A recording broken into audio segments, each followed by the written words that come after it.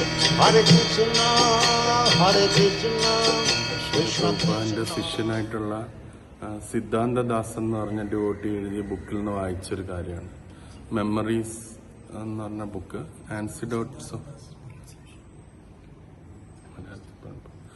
ആൻസിഡോട്ട് of modern Saint എന്ന് പറഞ്ഞ ബുക്കിൽ. അപ്പം അതിൽ ബദരായണദാസ് എന്ന് പറഞ്ഞൊരു ഡിവോട്ടിയുടെ കാര്യം പറയുന്നുണ്ട്. അപ്പം അദ്ദേഹം മിൽവക്കി എന്ന് പറഞ്ഞ സ്ഥലത്താണ് ഉണ്ടായിരുന്നത്. അദ്ദേഹം കുറച്ച് നാൾ ഈ പ്രസ്ഥാനം വിട്ടു പോവുകയായിരുന്നു. അപ്പം പോയതിനു ശേഷം ഡിവോട്ടീസിനോടൊന്നും അസോസിയേറ്റ് ചെയ്യേണ്ട എന്നുള്ളൊരു താല്പര്യത്തിലായിരുന്നു അദ്ദേഹം ഇരുന്നത്. അപ്പം കുറച്ച് നാൾ കഴിഞ്ഞപ്പം ശ്രീല പ്രഭുപാദ് ചിക്കാഗോയിൽ വരുന്നൊരു സമയമുണ്ടായിരുന്നു. ആ സമയത്ത് അവിടെ ഇനിഷ്യേഷനൊക്കെ നടക്കുന്നുണ്ടായിരുന്നു. അപ്പോൾ അവിടെ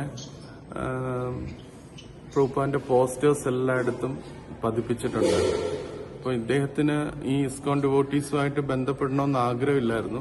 പക്ഷെ ഓരോ പോസ്റ്ററിലും പ്രഭുപാദിന്റെ പിക്ചർ കണ്ടപ്പോഴത്തേന് അദ്ദേഹത്തിന് ഉള്ളിലൊരു ഉത്കടമായിട്ടുള്ള ഒരു ആഗ്രഹം അദ്ദേഹത്തിനെ പോയി കാണണം. അപ്പം അദ്ദേഹം പൂർണ്ണമായിട്ട് ഇസ്കോൺ വിട്ടു, ജപവും എല്ലാം വിട്ടു. അങ്ങനെ ഒരു ഹിപ്പി റെഗുലേറ്ററി പ്രിൻസിപ്പിൾസ് ഒന്നും ഫോളോ ചെയ്യാതെ ആ രീതിയിലായിരുന്നു ഇരുന്നത്.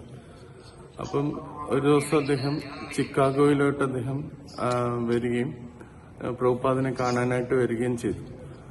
അപ്പം പ്രഭുപാദിനെ കണ്ടില്ല. അദ്ദേഹം പ്രഭുപാദിനെ കാണാനായിട്ട് പോകുമ്പോൾ ഒരു ബുദ്ധിമുട്ടുണ്ടായിരുന്നു. അപ്പം അദ്ദേഹം പറഞ്ഞു, ഞാൻ എവിടെയെങ്കിലും ഈ ഫെസ്റ്റിവലിന്റെ ഇടയ്ക്ക് എവിടെയെങ്കിലും പോയി ഗിറ്റാർ വായിക്കാം, എനിക്ക് പ്രഭുപാദിനെ നേരിട്ട് കാണാൻ വയ്യാന്ന് പറയും. അപ്പം ഒരു മുർമുദാസ് എന്ന് പറഞ്ഞൊരു മനുദാസ് എന്ന് പറഞ്ഞ ഡിവോട്ടി അദ്ദേഹത്തിനൊരു സർവീസ് കൊടുത്തു, ഗിറ്റാർ വായിക്കാനായിട്ടുള്ള സർവീസ് കൊടുത്തു.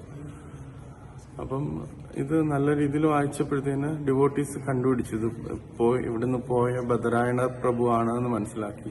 പിന്നെ തമാൽ കൃഷ്ണ മഹാരാജ് അദ്ദേഹത്തിനെ വിളിച്ചുകൊണ്ട് വന്നു. എന്നിട്ട് വളരെ സ്ട്രോങ് ആയിട്ട് പ്രീച്ച് ചെയ്തു ബദരായണ പ്രഭുവിനെ. നിനക്ക് പ്രഭുപാദിനെ കാണണമെങ്കിൽ യു ഷുഡ് സറണ്ടർ നൗ എന്ന് പറഞ്ഞ് അങ്ങനെ ആ രീതിയിൽ പ്രീച്ച് ചെയ്തു. അവസാനം അദ്ദേഹം അതിന് വില്ലിംഗ് ആയി. എന്നിട്ട് പ്രഭുപാദിനെ കാണാനായിട്ട് അദ്ദേഹം ആ റൂമിലേക്ക് ചെന്നു. അപ്പോൾ ഒരുപാട് പേരെ ഇങ്ങനെ പ്രഭുപാദ് കണ്ട് ഇൻട്രൊഡ്യൂസ് ചെയ്തുകൊണ്ടിരിക്കുകയാണ്. അപ്പം അതിനുശേഷം ഡിവോട്ടീസ് തമാൽ കൃഷ്ണ മഹാരാജ് പറഞ്ഞു, Prabhupad this is your disciple Badarayana Prabhu എന്നിങ്ങനെ പറഞ്ഞു. അദ്ദേഹം ഈ പ്രസ്ഥാനം വിട്ട് കുറച്ചു ദിവസം പോയി, ഇപ്പൊ അദ്ദേഹം തിരിച്ചു വന്നു എന്ന് പറഞ്ഞു. അപ്പൊ പ്രഭുപാദ് ഇങ്ങനെ ആൾക്കാരെ നോക്കിക്കൊണ്ടിരിക്കുകയാണ്. ബദരായണ പ്രഭു ഇവിടെയാണ്.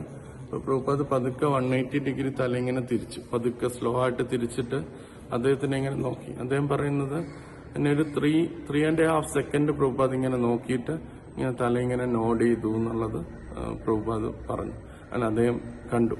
അപ്പൊ അദ്ദേഹം തന്റെ സാക്ഷാത്കാരം പറയുന്നതാണ്, എത്ര നമ്മൾ താഴേക്ക് പോയാലും ഒരാചാര്യൻ നമ്മൾ തിരിച്ചു വരുന്നതിൽ വളരെയധികം സന്തോഷവും അത് എപ്പോഴും നമ്മളെ വെൽക്കം ചെയ്യും എന്നുള്ളതാണ്. അപ്പം ആ ഒരു ആചാര്യന് നമ്മളോടുള്ള സ്നേഹം ഏതെങ്കിലും ഒരു സിറ്റുവേഷനിൽ ഇല്ലാതെ പോകുന്നില്ല, അതെപ്പോഴും അദ്ദേഹത്തിന്റെ ഹൃദയത്തിൽ ഉണ്ടാകും എന്നുള്ളത് പ്രഭുപാദിന്റെ ഈ എക്സാമ്പിളിലൂടെ ബദരായണ പ്രഭു അതിനകത്ത് പറയും.